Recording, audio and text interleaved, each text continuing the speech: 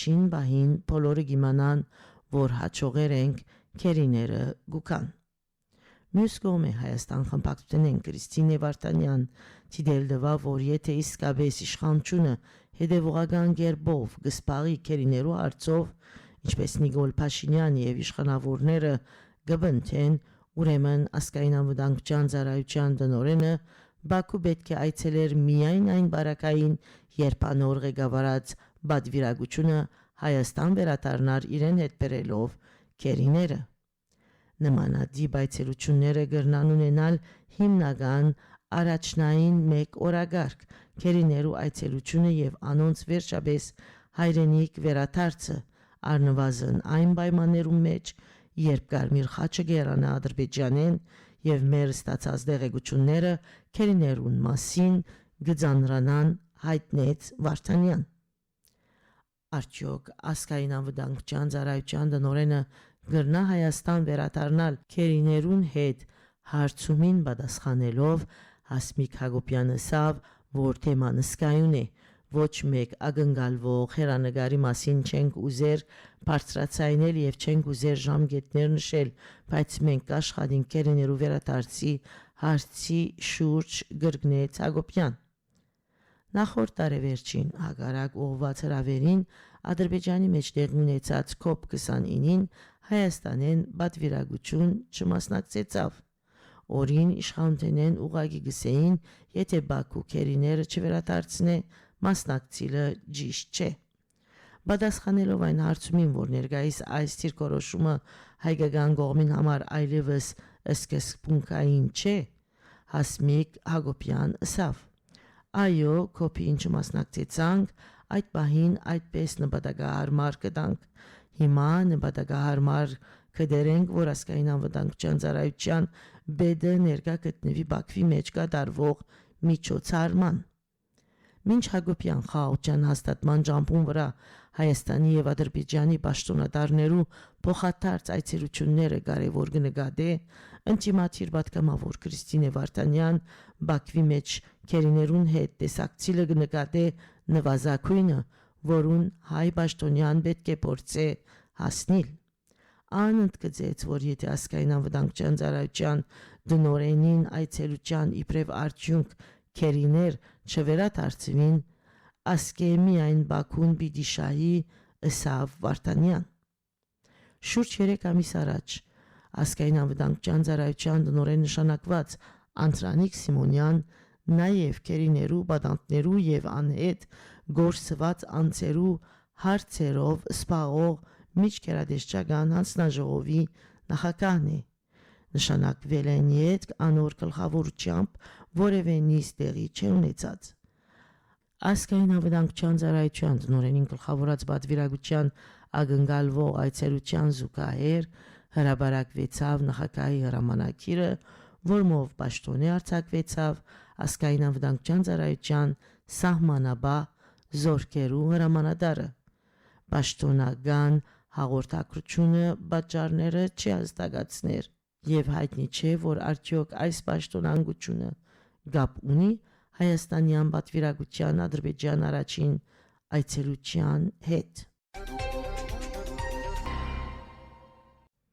Ամերիկայի Միացյալ Նահանգներու ներկայացուցիչներու դանարդակին հարաբերություններու հանձնախումբը պահանջեց հայ քերիները ազատ արձակել եւ Արցախայության վերադարձը ապահովել։ Ամերիկայի հայտարարի հանձնախումբը կդեղեկացնի, թե 5 շաբթի օր ներկայացուցիչներու դան արդակին հարաբերություններու հանձնախումբը վավերացուց Բաքվի մեջ անօրեն գերբով բահվող հայ քերիները ազատ արձակել, Արցախի մշակութային ժառանգությունը պահպանել, ինչպես նաև Արցախայության երաշխավորված վերադարձը ապահովել պահանջող հավելվածները 2026 տարեշրջանի արտաքին գործոս նախարարության ամավարգի բանացևին մեջ։ Հավելվածները ներկայացված էին կոնգրեսականներ Գեյբ Ամոյի, Բրեդ Շերմանի եւ Դինե Թայթսի կողմէ։ Ամերիկայի հայտարարի հանձնախումբի գործադիր վարիչ Արամ Համբարյան հայտնի թե հագարակ Արցախի հայությունը եւ հայ քերիները մոռնալու նպատակով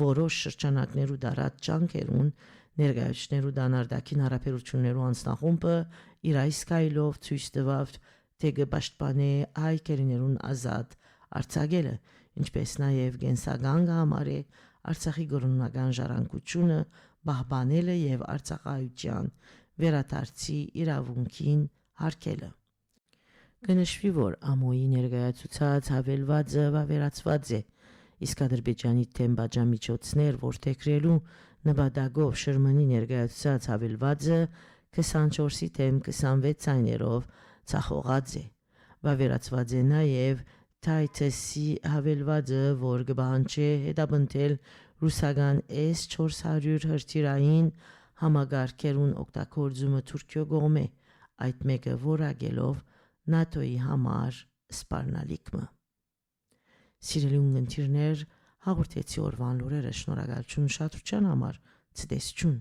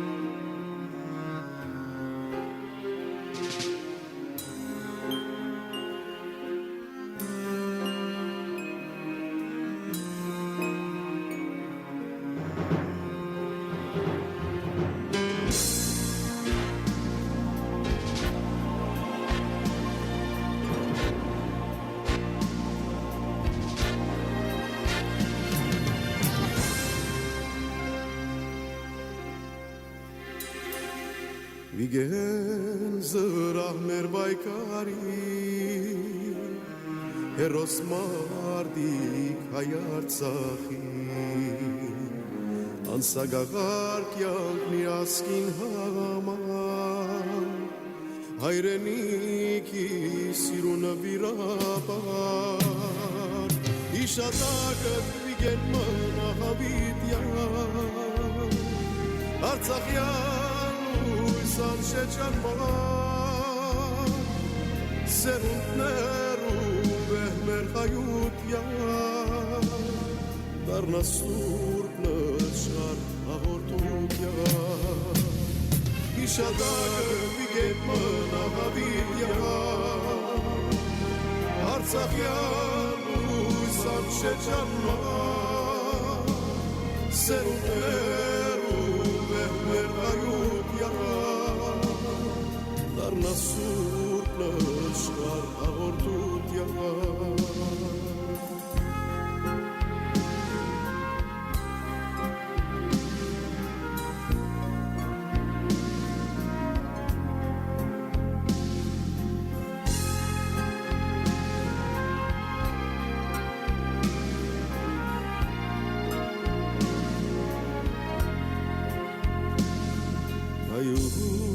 Ցերեն մեր բարձրացան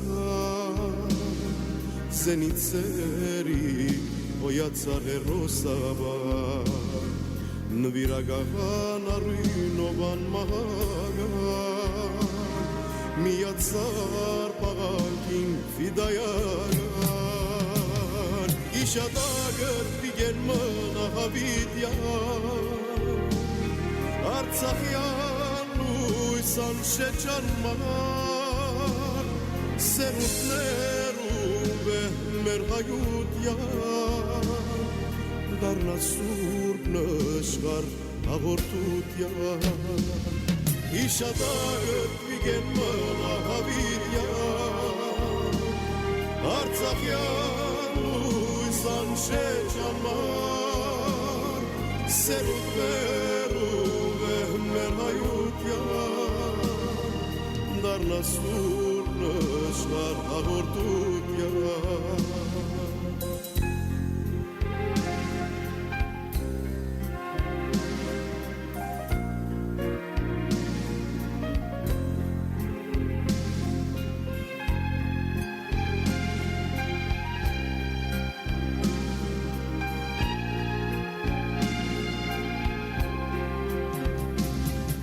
իշադագդ վիգեն մնա հավիդյա Արցախյան լույս ամշեչանման Սերունդներում վեհմեր հայության Դարնասուր նշղար հաղորդության Իշադագդ վիգեն մնա հավիդյա Արցախյան լույս ամշեչանման Սերունդներում վեհմեր հայության Դարնասուր նշղար հաղորդության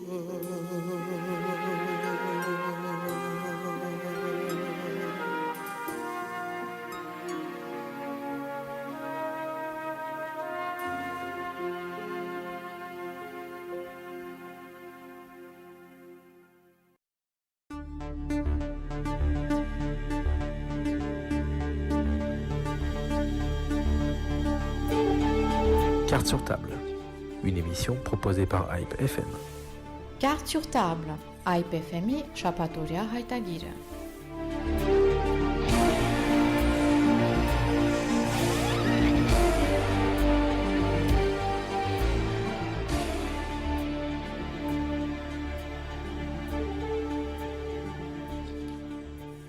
Bonjour et bienvenue pour cette nouvelle émission Carte sur table. 21 septembre 1991.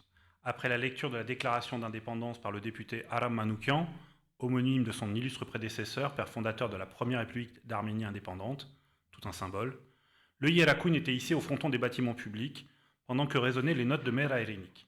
L'Arménie était de nouveau indépendante après 70 ans sous le joug soviétique. Indépendante mais pas sans danger de son existence même. En effet, l'Azerbaïdjan et son allié turc menacent déjà les frontières de l'Arménie et de l'Artsakh. En Artsakh, qui a déclaré elle aussi son indépendance de l'URSS le 2 septembre 1991, la capitale Stepanakert est bombardée quotidiennement depuis Chouchi. L'électricité n'est disponible que 2 heures par jour à Yerevan, où durant l'hiver qui a suivi, la population coupera quasiment tous les arbres de la capitale pour pouvoir se chauffer. Très vite, il faut organiser cette indépendance, et aux djogats de volontaires qui défendent l'Artsakh, comme ceux de la FRA ou ceux de Montémelkonian, s'ajoutera bientôt une armée nationale arménienne, créée sous l'impulsion du ministre de la Défense Vasken Manoukian, et du chef d'état-major et futur Premier ministre, Vasken Sarkissian. De là naîtront les victoires de Chouchi, la libération de l'Artsakh, la mise en place d'une zone tampon à l'est, la création de 2 corridors d'accès direct par Kelbadjar et Belzor.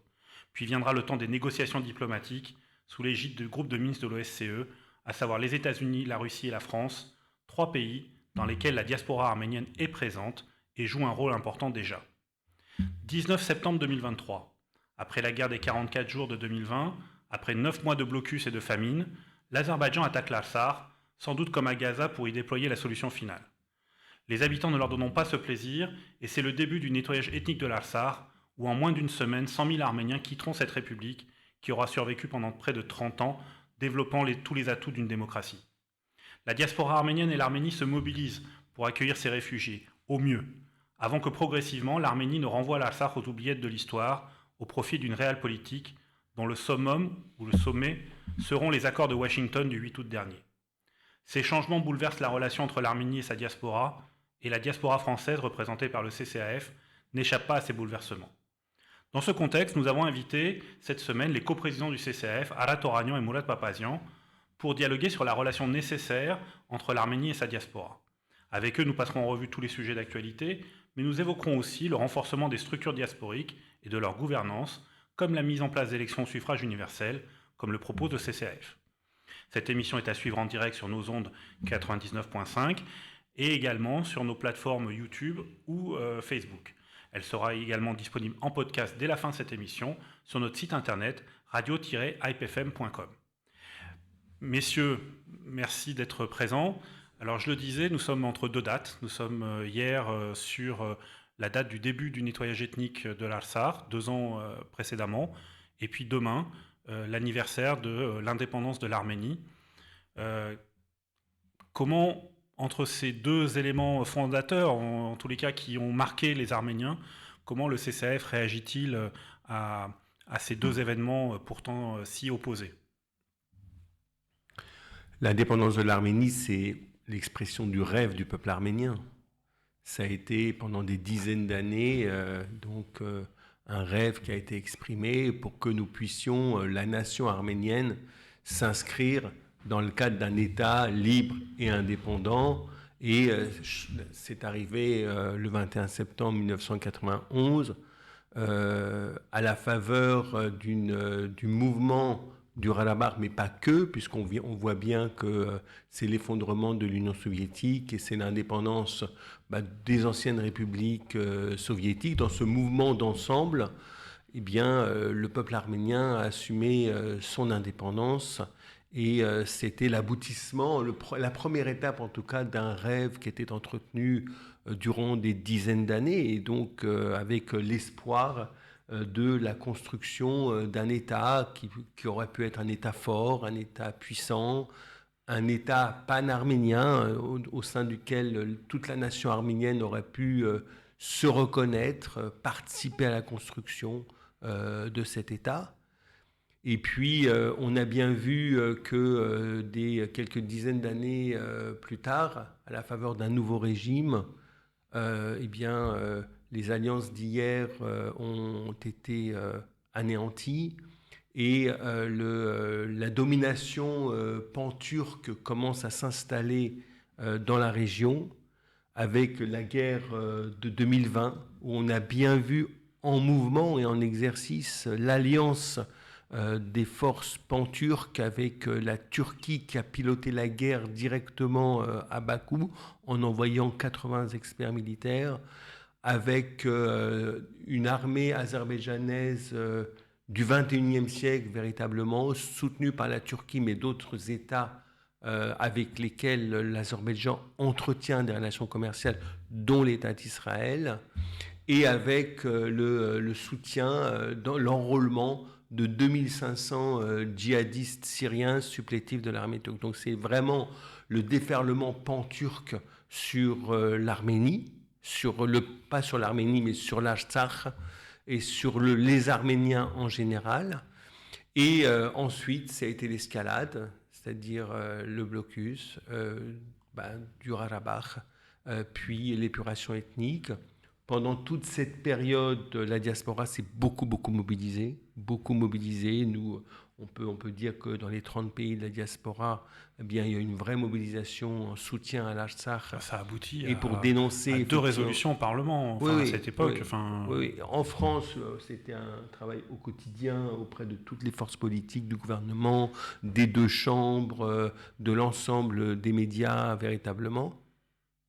Il nous a manqué à ce moment-là la colonne vertébrale de la nation arménienne, c'est-à-dire l'État, où le Premier ministre Nicole Pachinian était particulièrement absent, en fait, dans ce mouvement de résistance, dans ce mouvement qui devait permettre la condamnation de l'agression de l'Azerbaïdjan, mais comme l'agression de l'Azerbaïdjan n'a pas été condamnée comme il se doit en 2020, eh bien, ça a autorisé le blocus de l'Artsakh en 2023.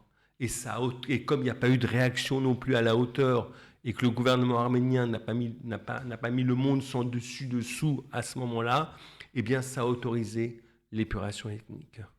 Et donc, je le dis, dans ce moment-là, la diaspora seule ne peut pas être suffisamment utile pour inverser la tendance. C'est la raison pour laquelle, puisqu'on parle de relations entre la diaspora et l'Arménie, il faut absolument dans l'avenir pouvoir construire une relation solide et stratégique entre la diaspora et l'Arménie, mais la question qui se pose, c'est autour de quels objectifs ? Puisqu'on le verra peut-être tout à l'heure, on va le voir tout à l'heure. Mais les objectifs sont devenus diamétralement opposés aujourd'hui entre la diaspora et le gouvernement arménien. Aratoragnan Mourad Papazian vient d'expliquer un peu la genèse de tout ça. Vous êtes en relation, vous étiez encore à l'Assemblée nationale cette semaine pour parler de l'Artsakh. Comment vous sentez aujourd'hui, justement, le pouls de la nation française vis-à-vis de cette question de l'Artsakh ? Est-ce qu'elle est en passe d'être oubliée elle aussi, ou elle demeure quand même dans le champ politique des revendications françaises ? Non, je crois qu'il faut être malheureusement réaliste. La question de l'Artsakh et la question de l'Arménie passent au dernier rang ou à l'avant-dernier rang des préoccupations de la France. Si je peux me permettre, je voudrais rajouter l'Arménie parce que vous pensez aussi que l'Arménie passe maintenant au dernier rang. Moi, je pense que, il me semble que oui. En tout cas, je vois bien à travers la passivité de la classe politique aujourd'hui et des autorités françaises sur cette question qu'on n'est pas du tout dans le registre de la priorité. Pas du tout. Je crois que le gouvernement de M. Macron a été en effet secoué à un moment donné par la diaspora, par le travail qu'on a mené.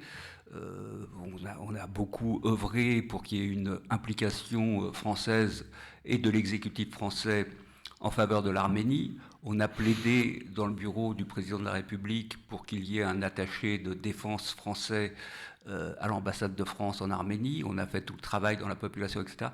Mais il faut bien reconnaître qu'on n'est pas au top de l'agenda de cet exécutif. Bon, il y a eu une aide, c'est vrai. On reconnaîtra et on admettra que la France est l'un des pays qui s'est tout de même le plus engagé, mais en même temps, on est très très loin du compte. Quand on voit toute l'aide qui est apportée, qui a été apportée à l'Ukraine, c'est très bien, et heureusement pour les Ukrainiens, qui ont permis aux Ukrainiens de résister et de se défendre. On parle de 350 milliards selon les États-Unis d'aide à l'Ukraine. Donc ça permet en effet de voir venir et de pouvoir se défendre. Et on parle de moins de 50 millions pour l'Arménie. Moins de 50 millions, 10 millions d'euros pour l'aide européenne, la facilité européenne pour la paix. Pour créer un hôpital de campagne pour un bataillon. Voilà, donc vous voyez un peu le différentiel. Donc on est en train de se moquer du monde. Donc on est des gentils Arméniens, nous. Hein. On cherche pas la bagarre avec notre pays, la France, et avec les autorités françaises. Mais on voit bien qu'il y a quand même non seulement deux poids, deux mesures, mais il y a une montagne, un Himalaya entre ce qui est fait pour les uns et ce qui est fait pour les autres. Et ce qui est plus grave, je vais vous dire, c'est pas tant le bilan de l'action française qui est, bon, c'est vrai, supérieure à celle des autres pays, mais c'est l'hypocrisie qui amène aujourd'hui l'exécutif français, y compris M. Macron, à applaudir à des accords de paix qui ne sont en réalité que la capitulation en rase campagne de l'Arménie. L'Arménie cède sur tous les plans, on cède sur la... On va revenir dessus. Et hypocritement, on applaudit quoi ? La défaite, la capitulation, l'humiliation à tous les niveaux de l'Arménie. Donc c'est évidemment, il ne faut pas nous prendre trop pour des imbéciles non plus, c'est évidemment, personne n'est dupe et c'est évidemment insupportable. Donc on pourrait beaucoup développer, j'imagine qu'on va développer dans l'émission. Alors, Mourad Papazian, Ara Toranian vient de l'évoquer, mais on est effectivement, beaucoup ont un ressenti en disant, oui, l'Arménie, la France propose de l'aide humanitaire, propose d'accueillir les réfugiés. On a vu cette semaine que la Hollande va débloquer 14 millions d'euros. Alors ça peut paraître beaucoup, 14 millions d'euros, mais ramener à 100 000 personnes, c'est à peine 100 euros par personne pour créer des maisons. Enfin, je veux dire, on voit bien on est totalement insuffisant. Mais en fait, ce que les gens attendent, c'est pas que de l'aide humanitaire, c'est surtout que l'Europe s'engage pour défendre l'Arménie. Je voudrais juste, permettez-moi de revenir à ce que disait Ara, je souscris à 100% effectivement à son propos. Je voudrais juste rajouter qu'à un moment donné, malgré tout, nous avions créé les conditions pour que toute la classe politique soit mobilisée autour de nous. C'est-à-dire que le sujet arménien avait fait l'unanimité, le sujet de l'Artsakh avait fait l'unanimité, le sujet de la condamnation de l'Azerbaïdjan avait fait l'unanimité. Et ça, c'est par l'activisme, effectivement, de la diaspora, l'activisme de la communauté des Français d'origine arménienne, l'activisme du CCAF, l'activisme du cercle d'études de l'Artsakh, de la représentation permanente de l'Artsakh en France. Tout cet écosystème, je dirais, de défense des intérêts des Arméniens avait permis que ce sujet soit non pas la priorité, évidemment, mais constitue constitue un sujet fédérateur et facteur d'unanimité au sein de la France, au sein des institutions françaises. Cela n'est plus le cas aujourd'hui. Non pas qu'il n'y a pas d'unanimité, si l'Arménie est de nouveau en danger, l'Artsakh est de nouveau en danger, etc., nous réussirons à créer. Cela dit, pendant ce laps de temps, effectivement, les partenaires politiques français ont été surpris de la différence entre notre discours et le discours du gouvernement arménien, où il y a un vrai décalage. C'est-à-dire que nous, c'est un discours de résistance, de la défense de l'Artsakh, de la reconnaissance du génocide arménien, de la traduction de l'Azerbaïdjan devant les tribunaux internationaux, et l'Arménie, le gouvernement arménien, je ne veux pas dire l'Arménie, le gouvernement arménien, Yerevan officiel, c'est tout l'inverse. Je vous donne quelques exemples. Sur la question de la reconnaissance du génocide arménien par la Turquie, nous sommes pour. Pachinian est contre. Sur la question à qui appartient l'Artsakh, nous considérons que l'Artsakh appartient aux Arméniens. Pachinian a officiellement déclaré que l'Artsakh appartenait à l'Azerbaïdjan. Nous sommes pour le droit au retour des Arméniens d'Artsakh en Artsakh. Pachinian est contre le droit au retour. Nous sommes pour l'indépendance de l'Église arménienne. Pachinian veut une Église arménienne à sa botte. Nous sommes pour le concept de nation. Pachinian sépare l'Arménie de la diaspora et méprise la diaspora. Nous sommes pour l'union du peuple arménien d'Arménie. Pachinian considère qu'il y a les blancs, il y a les noirs, il y a les élites, il y a le peuple, etc. Donc aujourd'hui, en réalité, quand les observateurs politiques voient cette différence entre la diaspora et le gouvernement arménien, eh bien ça sème un trouble.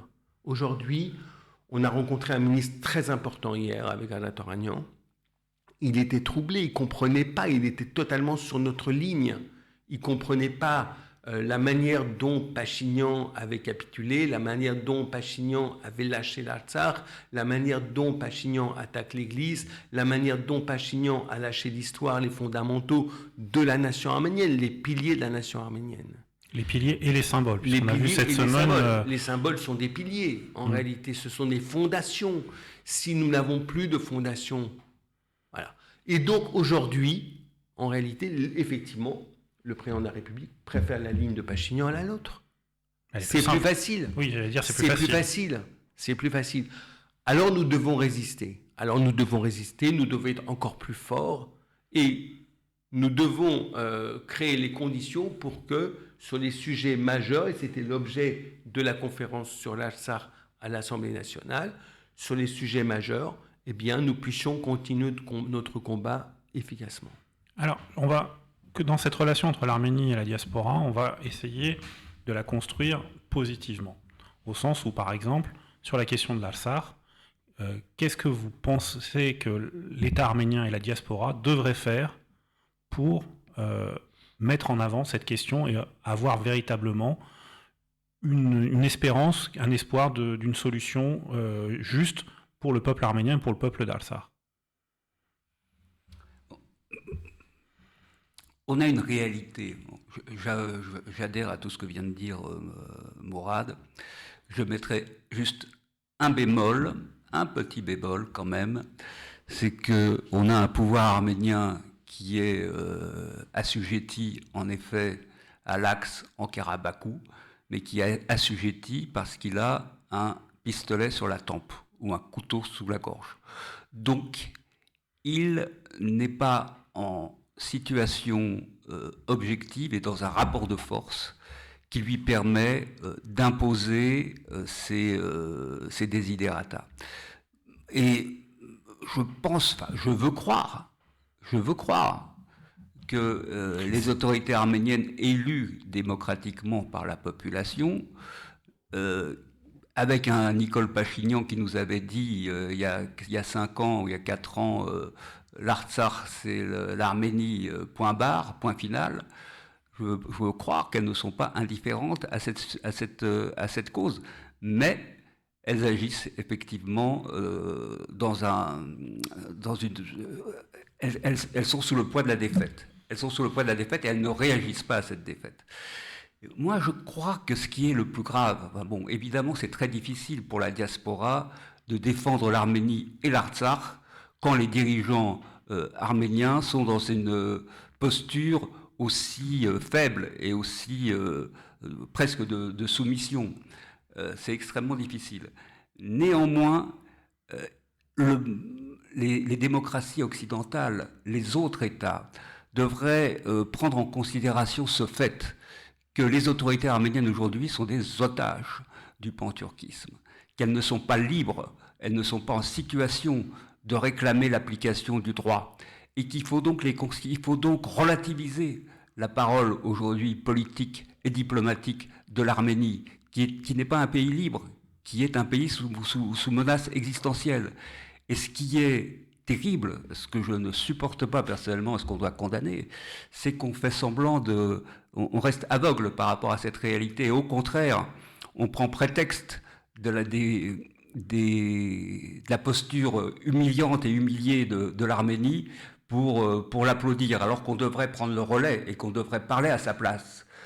Que Pachinian fasse de la diplomatie en ne soulevant pas le problème du droit du retour des Arméniens du Haut-Karabakh, c'est en effet extrêmement douloureux et inadmissible, mais que la France, par exemple, qui avait pris fait et cause, dont les assemblées nationales et le Sénat ont voté un certain nombre de résolutions, se taisent sur ce point, alors qu'elle doit, la France, aujourd'hui prendre le relais et dire que le droit que l'Arménie ne peut pas défendre, ça me fait encore plus mal. Ça me fait encore plus mal. Parce que la France, elle n'a pas le couteau sous la gorge par l'Azerbaïdjan. Elle n'a pas le pistolet sous la tempe. La France, le pouvoir législatif français, a été extrêmement courageux, a pris un certain nombre de positions au nom du peuple français, pour les prisonniers politiques, pour le droit au retour de l'Artsakh, pour le droit à l'autodétermination de l'Artsakh, etc., etc., etc. Or, l'exécutif a fait semblant. L'exécutif a fait semblant. L'exécutif n'a pas été à la hauteur. L'exécutif n'a pas appliqué les résolutions de l'Assemblée nationale et du Sénat.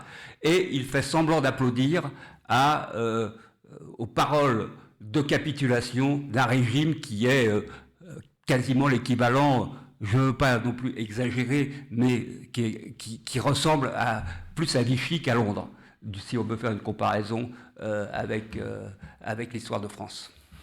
Est-ce que vous pensez, vous, Mourad Papazian, qu'effectivement, les Occidentaux, la France notamment, devraient avoir une attitude plus engagée à l'égard des représentants de l'Artsakh?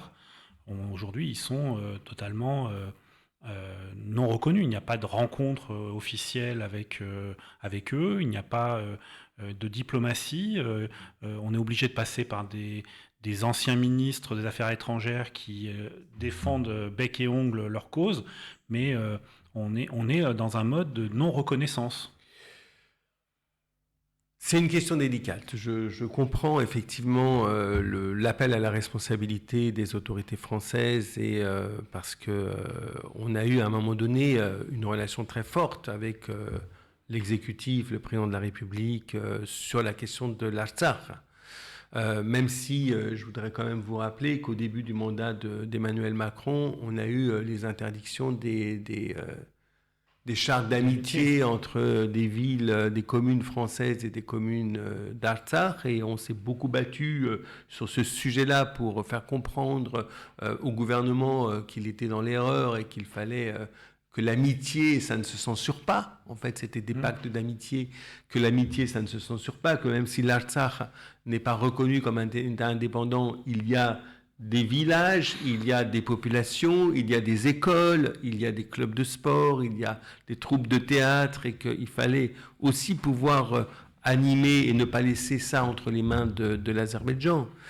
Et je dis juste que la politique actuelle du gouvernement arménien peut constituer un prétexte, effectivement, pour les autorités françaises. Je disais tout à l'heure, entre notre position et celle de Nicole Pachinian, il est beaucoup plus facile de la part des autorités de choisir celle de Nicole Pachinian. Voilà, c'est beaucoup plus facile, c'est beaucoup plus confortable, c'est beaucoup plus paisible. Nous, on demande tout le temps des engagements pour contraindre la Turquie à reconnaître le génocide arménien. On demande effectivement des engagements pour le droit au retour des Arméniens d'Artsakh. On demande des engagements très forts et très durs de la part de la France. Mais lorsque sur ces sujets-là, le Premier ministre arménien, qui est tout de même le partenaire officiel du président de la République française, affirme l'inverse, totalement l'inverse, démissionne complètement de son rôle de leader des intérêts de l'Arménie et de l'Artsakh, eh bien, c'est pour les autorités françaises un formidable prétexte. Et pour toutes les autorités dans le monde, d'ailleurs, c'est un formidable prétexte. C'est-à-dire que la posture de Nicole Pachinian crée un confort international et encourage l'abandon international au soutien à la cause arménienne. C'est-à-dire quand tout à l'heure on dit que Pachinian a complètement créé un État qui a abandonné tous les piliers de la nation arménienne, eh bien c'est une réalité et il milite en réalité pour une capitulation totale et pour la création d'un État qui serait un État dans lequel vivrait une population sans aucune colonne vertébrale, en oubliant complètement ses racines, en oubliant son passé et en n'ayant pas de perspective d'avenir en tant que collectivité, en tant qu'État, en tant que peuple arménien. Est-ce que vous avez été tous les deux surpris des accords de Washington et puis n'y a-t-il pas là justement dans cette stratégie-là une forme de communication assez finalement maligne, j'allais presque dire malicieuse, c'est au sens avec l'intention potentiellement de nuire, où on affirme voilà la paix et c'est difficile de dire qu'on n'est pas favorable à la paix. Pourtant, cet accord, il est très défavorable aux Arméniens.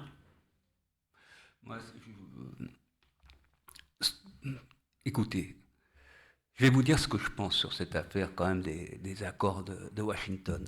Et je l'ai écrit dans un éditorial de Nouvelles d'Arménie. Je crois que c'est l'aboutissement de la conviction des autorités qui ont fait la révolution de velours qui s'est réalisée.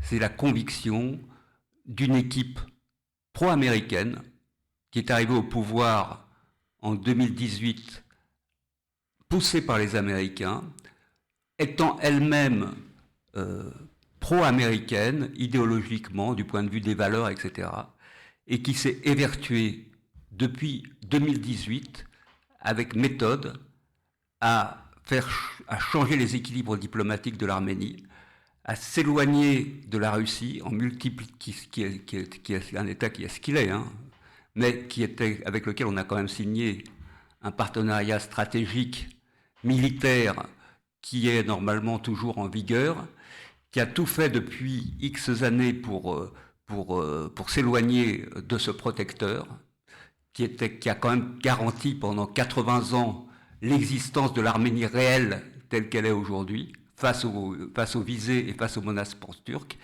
et qui s'est rapproché, qui a voulu toujours se rapprocher de l'Occident, un Occident dont je soutiens les valeurs, mais dont on sait qu'il n'est pas du tout en mesure de défendre l'Arménie aujourd'hui. Comme l'a dit Pascal Bruckner il y a 2 jours, les Américains n'enverront jamais de boys en Arménie, on le sait très bien. Ils sont en train de reculer en Ukraine et même de se désengager de l'OTAN, etc., à tous les niveaux. La France, de toute manière, et l'Europe n'a pas d'armée, la France n'a pas les moyens. Donc j'ai le sentiment que ces accords de Washington ont été véritablement le fruit d'une politique, en effet, pro-américaine, qui ne visait pas tant à aider l'Arménie, parce que je ne pense pas que ce soit la préoccupation fondamentale de Washington, mais qui visait à porter un coup à l'hégémonie russe dans cette région stratégique du monde, en s'attaquant à un de ses supposés bastions, et un de ces bastions réels, en effet, qui était l'Arménie. Et je pense qu'en effet, Pachinian et les services américains, le 8 août, avaient toutes les raisons de sabler le champagne, mission accomplie, triomphe total de la stratégie américaine, celle en effet du soft power, etc., de l'affirmation des valeurs qui sont aussi les miennes, des États-Unis, et éloignement, en effet, neutralisation incroyable de la Russie. C'est ça, pour moi, le 8 août. Alors après, oui, j'espère qu'il va y avoir peut-être on nous parle d'une route, on ne sait pas du tout ce que ça va donner, mais la réalité, c'est que cette route, elle va servir le projet pan-turc qui avait été à la racine du génocide de 1915, à savoir la continuité territoriale entre la Turquie, l'Azerbaïdjan, voire d'autres pays turciques jusqu'à la muraille de Chine. Et c'est à ça qu'on a abouti. C'est à ça qu'on a abouti. Donc on est vraiment dans une situation, mon cher Harout, où l'Arménie est devenue l'otage d'enjeux géopolitiques qui la dépassent, et même la victime de ces enjeux géopolitiques qui la dépassent. Je dirais même, franchement, j'adhère à 100% à ce qui a été dit. Je rajouterais l'instrument. C'est-à-dire l'Arménie est devenue un instrument, en fait. Je n'ai pas grand-chose à rajouter à ce qu'a dit Alatoranian, juste insister sur le fait que cette route du panturquisme, c'est le rêve des Turcs depuis des dizaines d'années en réalité, qui vient de se réaliser. Il y a quelqu'un qui posait la question dans un média de savoir si les armes que la Turquie va livrer à l'Azerbaïdjan pourraient passer par cette route, en réalité. Parce qu'en fait, c'est non seulement la route du panturquisme, mais c'est la route qui va consacrer aussi un très gros marché panturc à l'Est, un très gros marché économique, une puissance panturque à l'Est. Alors, moi j'entends, hein, il a le couteau sous la gorge, il a le pistolet sur la tempe, mais si c'est pas sa politique, s'il ne veut pas mettre en place cette politique, s'il considère, et ce n'est pas du tout mon opinion, s'il considère que cette politique est mauvaise pour les intérêts de l'Arménie, alors il démissionne. Et il explique dans un grand discours devant la nation arménienne qu'il ne veut pas endosser la responsabilité de cette politique. Moi, je pense qu'il a été placé là, dans le cadre d'une révolution de velours, dans cet objectif-là, en 2018. Et je pense que tout ce qu'il a donné comme gage en 2018, moi j'écoutais très attentivement ses discours, dont le discours du 17 août 2018 sur la place de la République, d'accord, où franchement c'était un discours auquel je pouvais adhérer à 100%, en vrai à ce moment-là, dans ce discours-là. Lorsqu'il est allé quelques semaines plus tard à Stepanakert, le 2 septembre 2018, c'est là où il a dit Artsakh Hayastane ou Verch, l'Artsakh c'est l'Arménie, point final, c'était là. En réalité, il a voulu créer un climat, mais le scénario était écrit d'avance.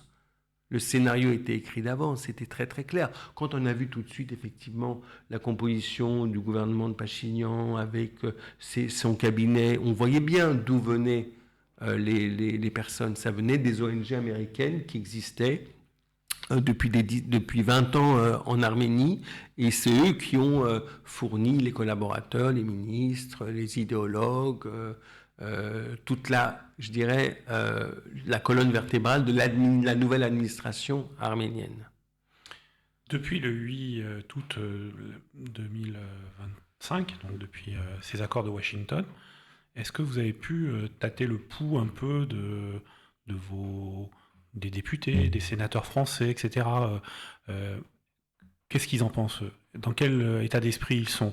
Est-ce qu'ils ont compris qu'il s'agissait là d'une perte pour l'Arménie, ou au contraire, ils jugent que c'est une grande chance et qu'il faut y aller, et qu'il faut parce que justement, ils ont été pris, parce que dans ce discours de communication qui a été asséné pendant des jours sur le fait, ça y est, ils vont faire la paix, des peuples irréconciliables qui vont enfin pouvoir envisager un avenir radieux ensemble, etc. Tout cet aspect de communication qui a été fait, est-ce que ça les a touchés ou pas ? Difficile à dire. Je crois que pour beaucoup, non. Parce qu'on l'a vu d'ailleurs il y a 2 jours. Hein. Personne n'était dupe, ni Isabelle Santiago, ni Emmanuel Mandon, ni personne. Évidemment pas Arnaud Gatcha, je pense que la mairie de Paris n'est pas dupe, etc. Non, je pense que c'est toujours pareil. Au niveau de la classe politique et des parlementaires, on peut discuter, on a de la marge de manœuvre, même si beaucoup nous disent on ne peut pas être plus royaliste que le roi non plus. C'est ça aussi la difficulté. C'est là où on a maintenant une difficulté supplémentaire, majeure. D'autant plus, parce que ça va venir dans un deuxième temps, qu'on est confronté à des tentatives de division et d'affaiblissement de la diaspora sur lesquelles les autorités ou la classe politique, ceux en tout cas qui sont mal intentionnés ou pas très sincères avec nous, vont essayer et vont pas se priver de jouer. Donc on a ouvert un boulevard à l'offensive, y compris idéologique pan-turc, en France, avec ces événements. Et alors, heureusement, on a, et les uns et les autres, enfin ça fait quand même depuis 25 ans que le CCAF existe, Mourad milite pour la cause arménienne dans les milieux politiques français depuis je ne sais plus combien d'années, moi aussi. Donc on a quand même un relationnel, on connaît les gens, on connaît nos interlocuteurs, et les interlocuteurs sont maintenant familiarisés avec les enjeux. Donc on a quand même une marge de manœuvre et une possibilité de conviction avec les politiques français. Ça c'est sûr. N'empêche que la situation est évidemment plus difficile.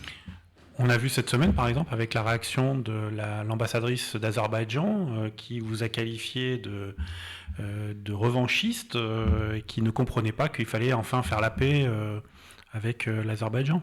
Oui, c'est terrible en fait. Je lui ai répondu d'ailleurs sur X.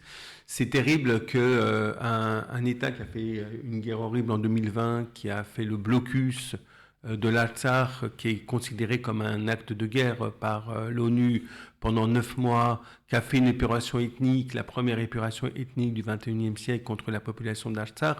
C'est terrible qu'on laisse l'ambassadrice de cet État-là parler de paix en réalité. C'est terrible, c'est horrible.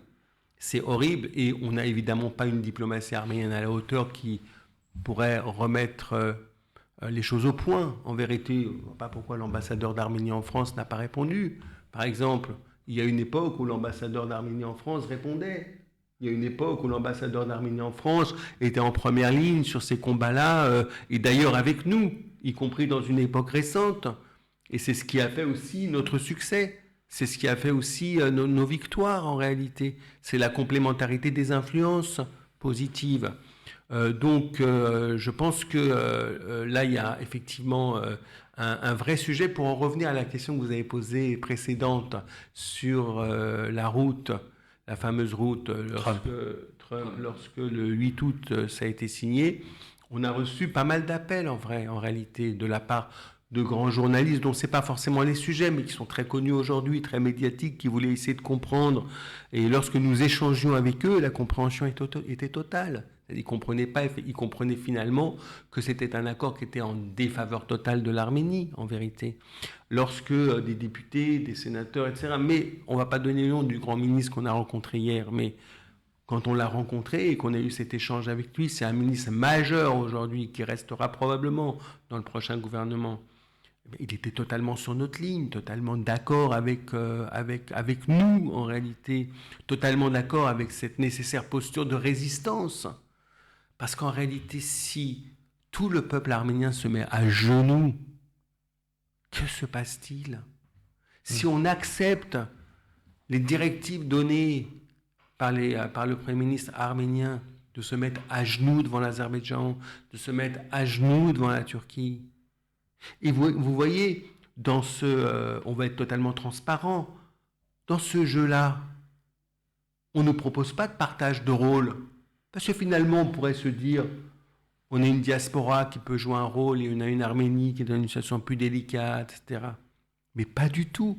On n'est pas du tout dans l'organisation de ce partage de rôle. On nous demande à nous d'arrêter de militer pour la reconnaissance du génocide arménien. On nous demande de ne pas traduire l'Azerbaïdjan devant les tribunaux internationaux. On nous demande d'arrêter de parler de l'Artsakh. On nous demande d'arrêter de parler des otages. On nous demande d'arrêter de parler du droit au retour. On nous demande de nous mettre à genoux. Non, pardon, Jamais de ma vie je me mettrai à genoux. Jamais de la vie nous nous mettrons à genoux devant cette demande de capitulation. Tout à l'heure, Ala Toragnan osait une comparaison entre De Gaulle et Vichy, entre peut-être une diaspora qui résiste et un Premier ministre qui capitule, en réalité. Je crois qu'il doit y avoir un sursaut, je le répète. Si ce Premier ministre n'est pas capable de diriger l'Arménie et d'en assurer sa sécurité et sa paix, mais une paix digne, une paix juste, alors il faut qu'il démissionne. Il n'a pas le droit de mettre le peuple arménien à genoux. Et il n'a pas le droit non plus de diviser comme il le fait la diaspora et l'Arménie. Il n'a pas le droit non plus de démissionner sur toutes les valeurs qui font notre identité. Parce que s'il le fait, il nous prive d'avenir, il prive la nation arménienne de tout avenir. Et il fait le jeu, s'il continue à le faire, le jeu des forces panturques, d'Erdogan et d'Aliyev. Alors, il faut oser dire non, même si je peux vous le dire très franchement, ça fait mal. Ça fait mal d'être dans cette situation, d'être en opposition avec le gouvernement arménien, le gouvernement d'Arménie, votre pays d'origine, notre patrie que nous partageons avec la France. Ça fait mal, c'est très inconfortable. Mais on le doit d'abord à ce que nous sommes et on le doit à l'avenir de résister, et il faut résister. Sur quelle base, justement, sur quelle valeur il pourrait y avoir le retour, parce que vous l'avez dit, ça a été un peu coupé, une relation apaisée entre l'Arménie et sa diaspora. Ou plutôt que dans la critique, quel serait effectivement le socle commun aujourd'hui qui permettrait effectivement de parler d'une seule voix entre l'Arménie et la diaspora? On a toujours eu des différences Bien sûr. Historiquement avec les... Ce qui est bien normal, hein. Le pluralisme existe, on a des différences de sensibilité, peut-être aussi des différences d'intérêt, mais c'est vrai que jusqu'à il n'y a pas longtemps, il y avait une forme d'intelligence dans les rapports entre Yerevan et la diaspora, en tous les cas en France. Et on était tout à fait dans la complémentarité, très souvent dans la convergence sur les sujets majeurs pannationaux. Évidemment le génocide, évidemment tout ce qui a trait à l'histoire arménienne, évidemment tout ce qui a trait à la défense de l'Arménie, tout ce qui avait trait également à la défense de l'Artsakh, enfin tous les fondamentaux. Il y avait quand même une forme de convergence et de complémentarité, même si il pouvait subsister sur certains sujets des divergences et parfois des conflits. On a eu des conflits aussi avec les autorités qui ont précédé la révolution de velours. On a eu des sujets, on a eu des confrontations, on a eu des explications, il y a eu même des mobilisations, voilà. Mais fondamentalement, on était dans la même tranchée. Et quand il y avait des difficultés, on pouvait trouver un dialogue et en effet aller vers une intelligence du partage à un moment donné des rôles. Je pense qu'en effet l'Arménie, et c'est normal dans la situation où elle est de mon point de vue, hein, elle ne peut peut-être pas tout assumer et tenir le discours que l'on tient ici en France dans une situation plus sécurisée, d'accord. Mais au contraire, il faut renforcer le pôle de la diaspora, comme il aurait fallu renforcer le pôle de l'Artsakh, pour tout simplement, permettez-moi cette expression familière, ne pas mettre tous les œufs dans le même panier, et nous permettre d'être un peu stratège, de pouvoir avancer pour la défense de tout ce qui nous est, pour la défense de l'Arménie et pour tout ce qui nous rassemble en réalité. Là, c'est vrai que ce qui est confondant, c'est qu'on a vraiment l'impression, et moi je me suis résigné un peu tard à cette idée, je dois le dire, parce que je voulais jusqu'à un moment donné être aussi optimiste que possible, malgré la situation. Mais quand je vois la manière systématique dont on s'attaque à la diaspora, on s'attaque à l'histoire, on clive la nation arménienne comme on la clive aujourd'hui, je me dis qu'on a affaire à une entreprise de démolition.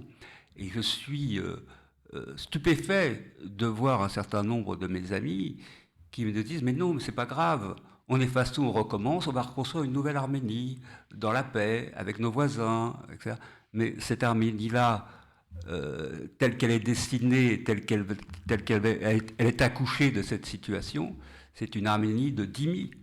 C'est de la dhimmitude. On a déjà connu. Et nous, on sait, si vous voulez, que on est en train d'acheter beaucoup, on est en train de déverser beaucoup d'argent en Arménie actuellement. Il y a la manne américaine, etc., qui va se développer. On va essayer d'acheter la conscience des gens. Parce que les gens, en effet, sont fatigués aussi de cet état de guerre. Ils veulent la paix, et tout le monde veut la paix. Mais on ne peut pas vivre dans la paix sans la dignité. On est suffisamment payés, nous, en tant que fils de rescapés du génocide.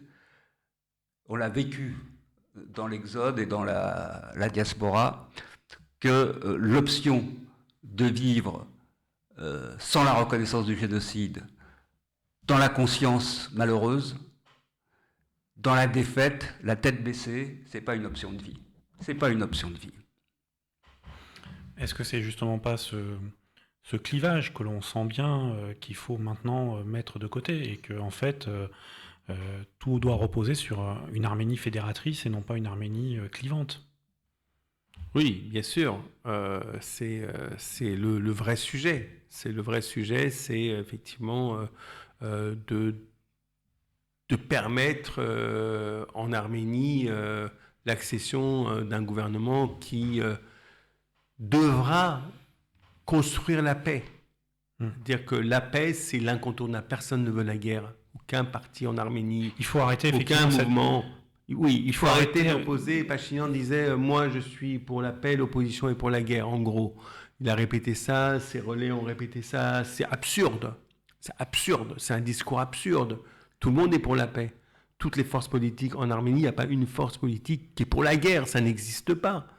Mais il faut construire la paix.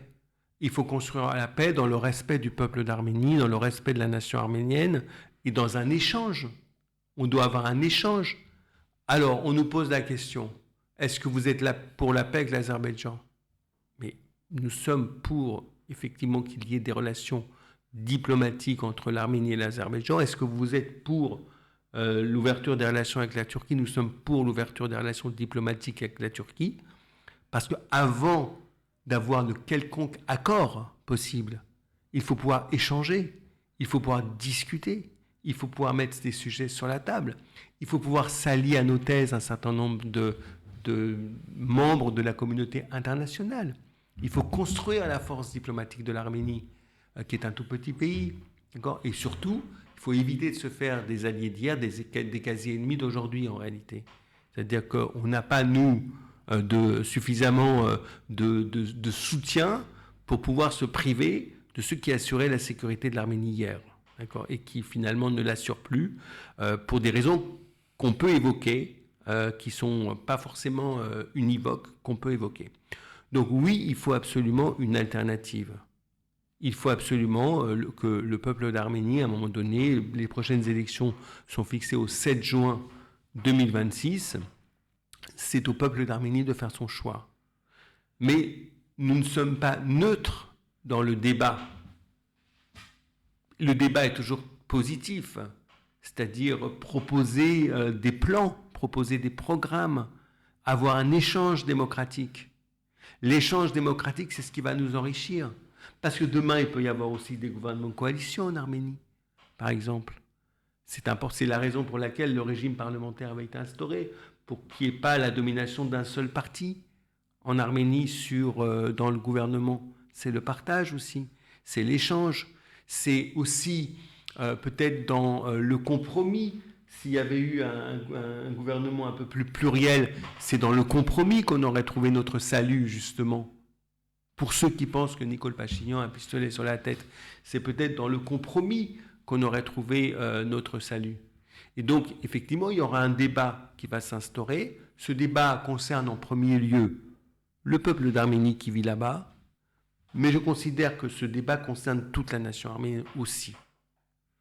Et justement, qu'est-ce que vous pouvez dire à tout un certain nombre de personnes en diaspora qui maintenant disent oui, alors maintenant nous sommes coupés de l'Arménie, ils n'ont pas les mêmes opinions que nous, concentrons-nous en tant qu'organisation représentative des Arméniens, concentrons-nous sur la diaspora, sur nos institutions, faisons vivre la langue arménienne, faisons vivre nos écoles, nos églises là-dessus, et oublions l'Arménie, revenons à ce qui pouvait être une période qui était celle de l'Union soviétique.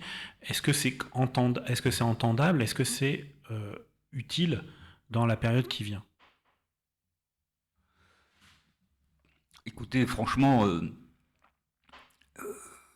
la diaspora, la communauté arménienne de France, elle est née d'un événement historique qui est le génocide.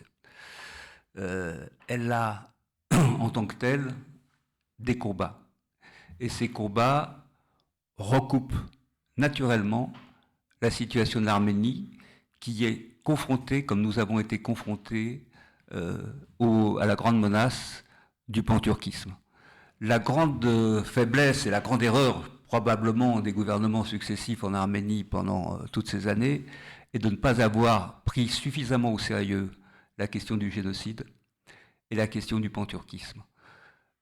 Moi, je crois, c'est le sens de ma vie et de mon combat, que tant que la Turquie n'aura pas fait son devoir de mémoire sur le génocide arménien, tant qu'elle n'aura pas reconnu les faits qui correspondent à nos desiderata et à nos combats, la menace continuera de peser sur toute existence arménienne dans la région.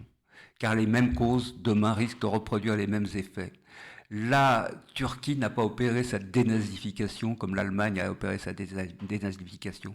Elle est toujours sur ses fondamentaux ultranationalistes qui visent à la destruction totale, à l'anéantissement physique de la nation arménienne, même si elle peut se contenter à un moment donné de sa soumission à ses valeurs à elle, à sa religion à elle, au marché qu'elle voudra bien nous consentir, mais ça ne sera qu'une étape. C'est normal. Si on n'avait pas arrêté les nazis, s'il n'y avait pas eu Nuremberg, il n'y aurait plus de juifs aujourd'hui sur la planète. Ils auraient continué jusqu'au bout. Il faut continuer à se mobiliser contre le panturquisme, qui est là, nos intérêts réels et nos intérêts historiques sont convergents entre l'Arménie et la diaspora. Ouais, Papazian. J'entends votre question et elle se pose beaucoup depuis quelques années. Donc moi, je pense qu'il faut renforcer la diaspora culturellement. Il faut aider les écoles arméniennes. Il faut renforcer les organisations culturelles. Il faut donner de la force aux organisations de défense de la cause arménienne. Il faut rentrer dans le CCAF. Mais il faut aussi tenter de convaincre en Arménie de la nécessité de restaurer le concept de nation. Le concept de nation, c'est notre seule force. L'Arménie a une seule richesse, sa diaspora. Nous sommes la mère de l'Arménie, MER. La diaspora, c'est la mère de l'Arménie. L'Artsakh, c'était le bouclier de l'Arménie. Et la diaspora, c'est la mère de l'Arménie. Et donc, il faut convaincre en Arménie de la nécessité de remettre sur la table le concept de nation.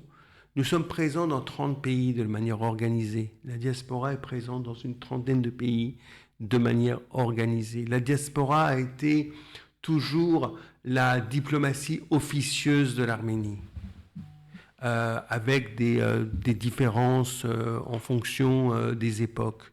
Mais on a toujours défendu le concept d'indépendance, on a toujours défendu le concept de reconnaissance du génocide arménien, on a défendu l'Artsakh, on a défendu l'identité même du peuple arménien dans le monde entier. Et donc je pense que les choses, les deux ne sont pas contradictoires, au contraire, elles sont très très liées. Plus la diaspora sera forte, plus elle sera utile à l'Arménie. Mais il faut qu'il y ait en Arménie un pouvoir, un régime qui accepte la diaspora, et non pas qui la rejette, et non pas qui tente de la diviser, et non pas qui tente de l'affaiblir. Alors justement, par rapport à ça, vous avez pris une initiative qui s'est construite au fil des mois, des semaines précédentes, qui est de réformer la gouvernance du CCAF en introduisant la possibilité d'avoir une partie des membres de la direction du CCAF élus au suffrage universel.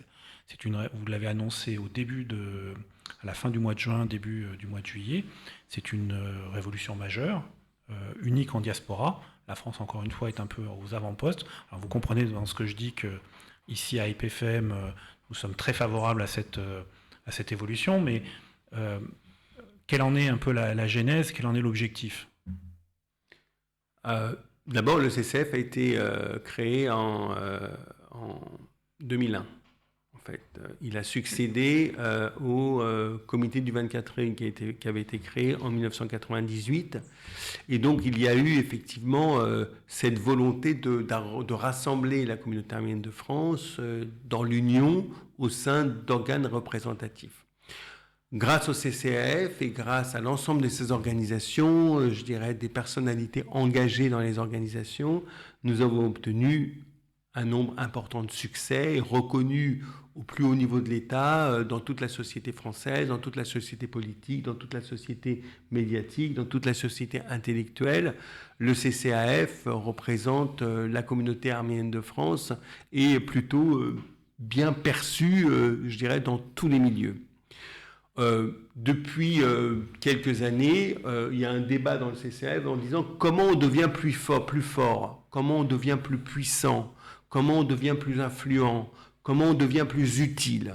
Et donc, la réponse assez unanime, c'est de dire il faut rassembler des énergies qui ne sont pas forcément dans les associations aujourd'hui, puisqu'aujourd'hui, ce sont les associations qui sont membres du CCAF, les associations qui sont la colonne vertébrale de la communauté en réalité, c'est elles qui ont construit le CCAF, c'est elles qui sont au CCAF, et on s'est dit, créons de la valeur ajoutée. Donc, à un moment donné, il y a eu la volonté d'élire le CCAF au suffrage universel direct à 100%. C'est-à-dire que toute la direction du CCAF serait élue au suffrage universel direct.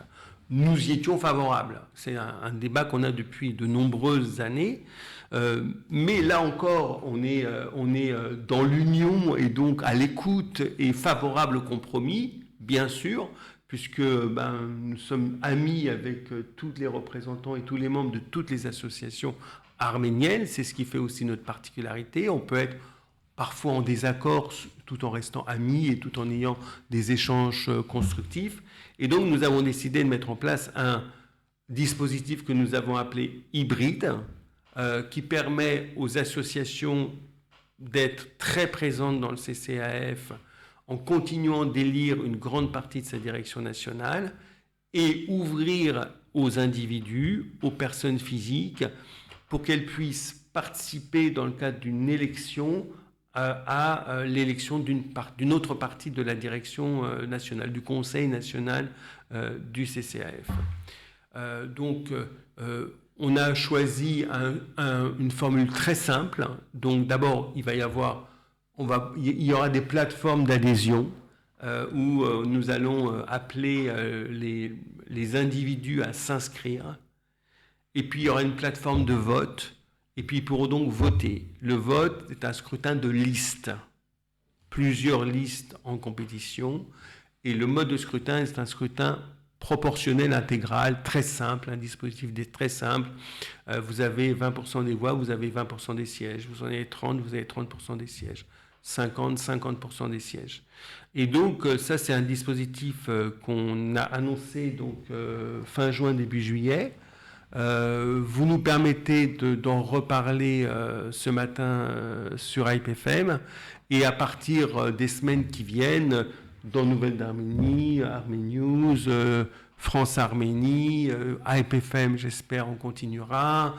Dans les médias arméniens, dans les autres médias arméniens, sur les réseaux sociaux, on fera des réunions publiques également pour expliquer l'intérêt de cette ouverture du CCAF, c'est-à-dire que maintenant, les personnes physiques pourront être membres du CCAF et participer aux élections, au vote, à la désignation de sa direction. C'est très très important. On aura l'occasion d'en reparler assez abondamment, mais on a besoin d'être plus fort encore.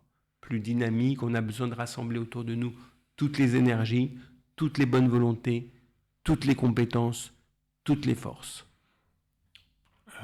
Est-ce que justement vous commencez à avoir un petit calendrier en tête et qu'est-ce qu'on peut répondre parce que à chaque fois que j'ai posé, moi, défendu cette initiative, on m'a immédiatement rétorqué, oui, mais attention, est-ce qu'il ne pourrait pas y avoir une manipulation des inscrits, des votants, et qui ferait qu'on ferait entrer le loup dans la bergerie, etc. Comment tout cela s'organise? Je crois que vous avez fait appel à des avocats qui vous accompagnent sur tous ces sujets-là. Il y a des garde-fous, des contrôles qui sont mis en place pour prémunir de tous ces risques. Oui, oui.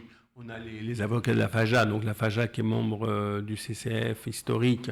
On a les avocats de la FAJA qui sont à la manœuvre et qui ont mis en place le cadre juridique en tenant compte de toutes les objections possibles, de tous les risques de manipulation, d'entrisme, etc.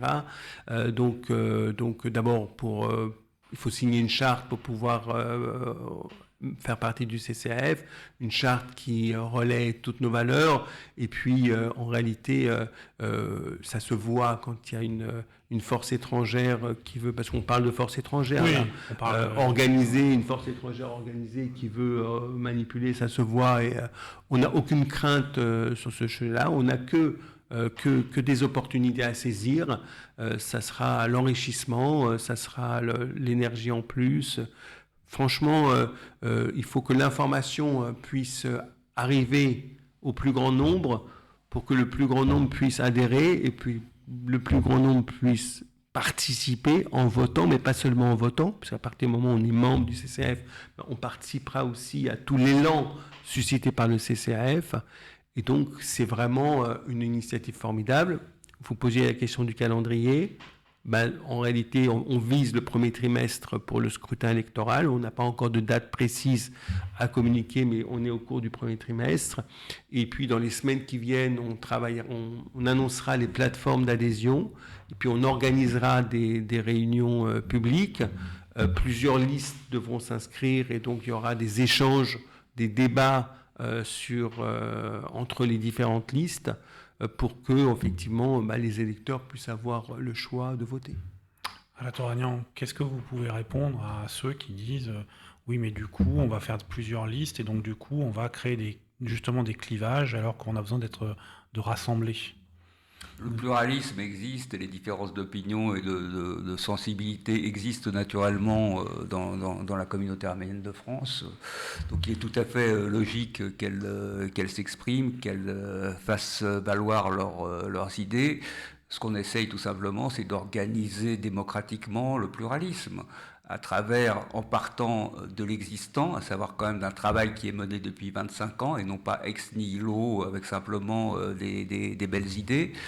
C'est une initiative qui a été mûrie pendant assez longtemps dans le CCF et dans les différentes sections, qui a fait l'objet de multiples débats entre tous les courants, avec en effet des approches parfois opposées. Le courant de la FRA était par exemple favorable à des élections au suffrage universel intégral. D'autres courants qui ne sont pas équipés, qui n'ont pas vocation qui ne sont pas des courants politiques, qui n'ont pas vocation à aller devant les électeurs, voulaient au contraire garder le système associatif intégral tel qu'il est.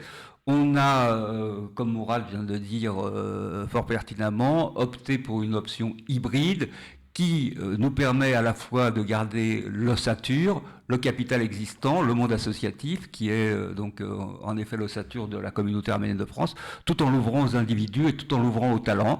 Et puis c'est aussi une manière, à travers des élections, de pondérer les sensibilités, parce que là, pour l'instant, le CCAF, c'est une association égale une voix, ce qui donne l'impression à certains courants d'être lésés à travers ce type d'élection démocratique, comme ça se produit normalement en France, eh bien, ça nous permettra aussi d'apprécier le poids des différents courants et de pondérer la représentativité de la direction.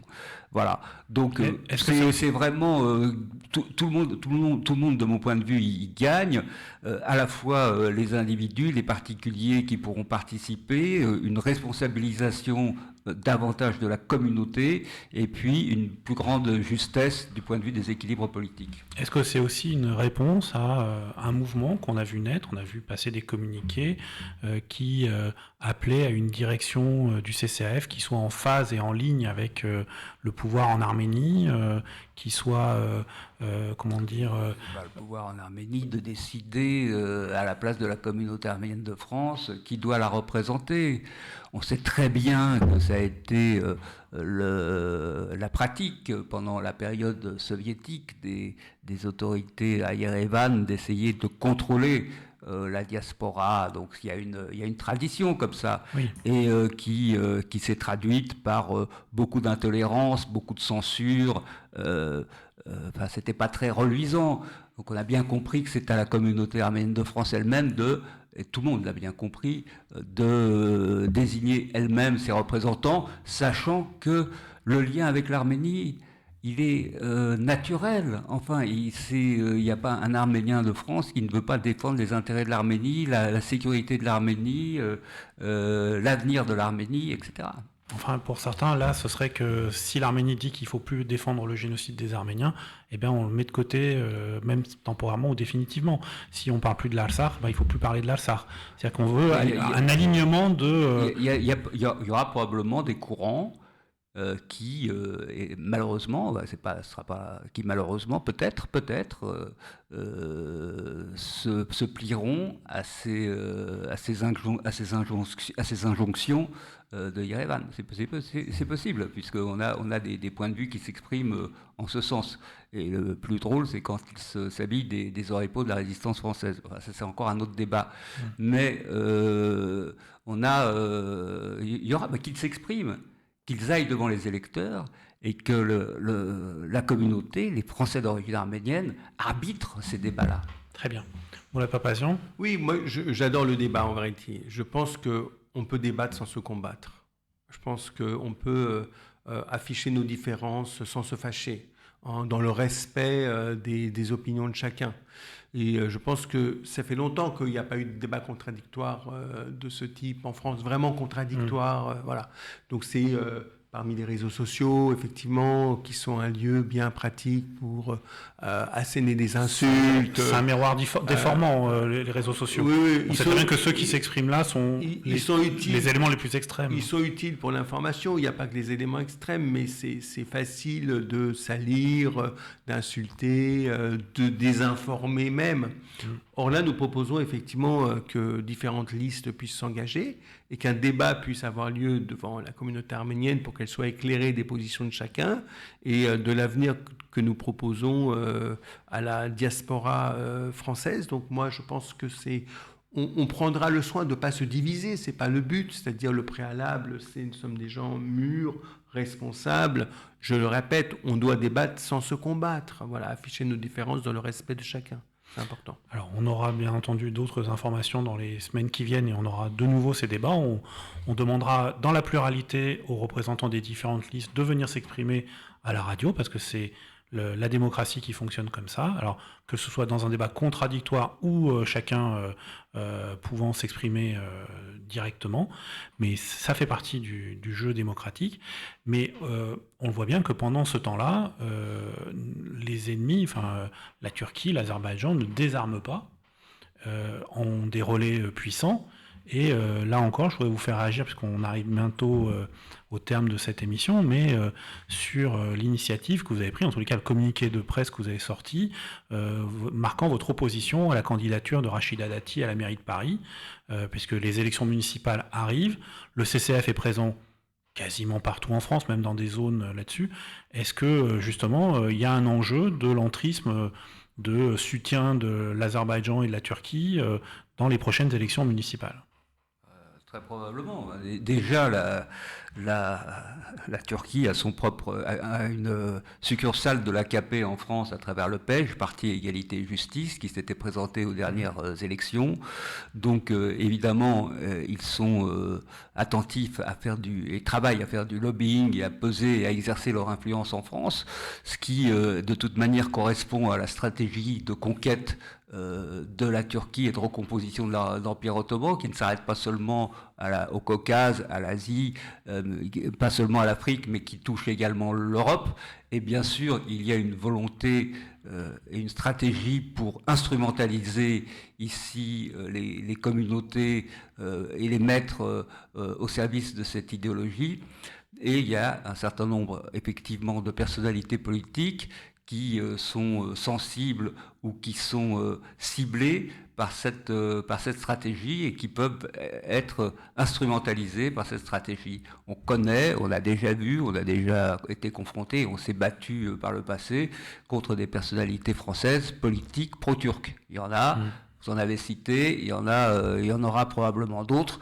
Raison de plus pour être encore plus présent et plus fort dans notre organisation à nous. Oui, on est confronté ici, bien sûr, à une influence de l'Azerbaïdjan et de la Turquie avec des moyens qui ne sont pas ceux du monde associatif.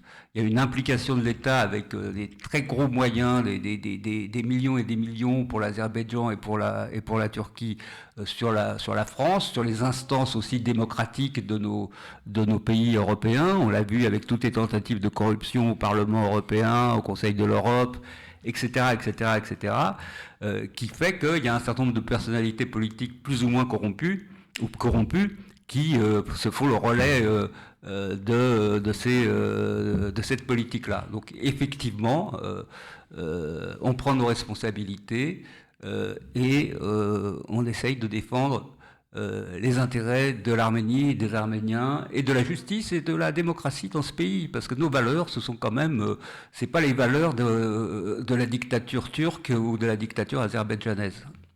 Mourad Papazian, est-ce qu'on a un problème d'ATI à Paris ? Oh, je souscris totalement à ce que vient de dire Aja Torañan. Oui, bien sûr, on a un problème d'ATI, donc il faut le régler. C'est-à-dire il faut créer les conditions, effectivement, pour que si Rachida Dati maintient sa candidature à la mairie de Paris, elle ne soit pas élue. Voilà, donc on doit, dans un travail démocratique, en affirmant nos convictions et en mettant sur la table les raisons pour lesquelles nous ne souhaitons pas qu'elle soit élue, effectivement aboutir à ce résultat.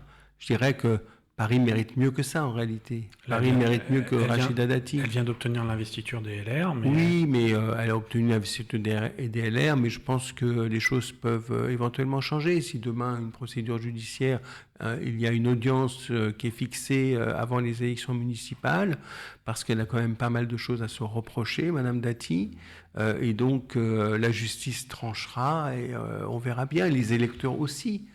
C'est-à-dire que, est-ce que les électeurs parisiens ont envie de mettre à la tête de Paris Madame Rachida Dati avec, je dirais, tout ce qui peut lui être reproché par ailleurs, et notamment pas que ses connivences avec l'Azerbaïdjan, un État dictatorial qu'elle a soutenu et avec on sait très bien qu'elle entretient des relations extrêmement proches avec les époux Aliyev et notamment avec Madame Aliyev, mais tous les sujets qui lui sont reprochés, qui peuvent faire objet d'une procédure judiciaire, en fait, sont sur la table aujourd'hui. Paris mérite mieux que Rachida Dati. Dernière question, messieurs. On le voit, la France subit une instabilité politique en ce moment. Est-ce que cela perturbe le travail au quotidien du CCAF dans sa relation avec les ministères, avec les élus? On est encore sous la menace potentiellement d'une nouvelle dissolution. On a eu lors de la dernière dissolution un changement assez important du corps des élus. Est-ce que tout ça n'est pas aussi, cette instabilité est perturbante? On peut donner quelques exemples pour répondre oui. Prenons l'exemple du groupe d'amitié France-Arménie à l'Assemblée nationale, qui était un partenaire qui a mis des mois à se constituer parce qu'il y avait une instabilité, parce que c'était compliqué. C'est sûr, aujourd'hui... Je pense même que nos auditeurs sont peut-être pas au courant de qui en est le président aujourd'hui. C'est Laurent Wauquiez. C'est Laurent Wauquiez. Il y a donc, 2 vice-présidents, Isabelle Santiago, la députée d'Alfortville, et Gabriel Attal, donc député des Hauts-de-Seine. Donc je dirais que le groupe d'amitié est aujourd'hui entre de bonnes mains, mais il a mis du temps à se constituer. Et effectivement, l'incertitude aujourd'hui, au plus haut niveau de l'État, avec toutes les conséquences, n'est pas le scénario idéal pour nous, et c'est le scénario idéal pour personne en réalité. Piètre consolation, on est dans une société française extrêmement clivée aussi, extrêmement polarisée, divisée, mais on sait aussi, on voit aussi que la défense de l'Arménie, la cause arménienne, constitue aussi un facteur de convergence et une plateforme commune entre toutes les forces politiques de ce pays. La difficulté, c'est pas tant que les choses se passent au niveau des partis ou au niveau des législatifs, mais c'est au niveau du passage entre le législatif, le politique et l'exécutif, où là, il faut toujours se battre. Oui, parce qu'effectivement, les motions qui ont été votées on peut être à l'unanimité, à l'Assemblée nationale ou au Sénat n'ont jamais été appliquées par l'exécutif. Voilà. Mais écoutez, messieurs, merci encore pour cette émission qui a été sans doute très éclairante. Et puis, donc, je vous l'ai dit, sur cette réforme du CCAF, IPFM va s'engager dans cette voie-là également, parce qu'on pense que c'est une bonne manière d'ouvrir et d'impliquer davantage la diaspora arménienne dans une relation apaisée avec l'Arménie. Merci encore pour votre présence à tous les deux, Arat Oranian, Mourad Papazian, et à la semaine prochaine pour un nouveau Carte sur table. Merci à vous. Merci à vous.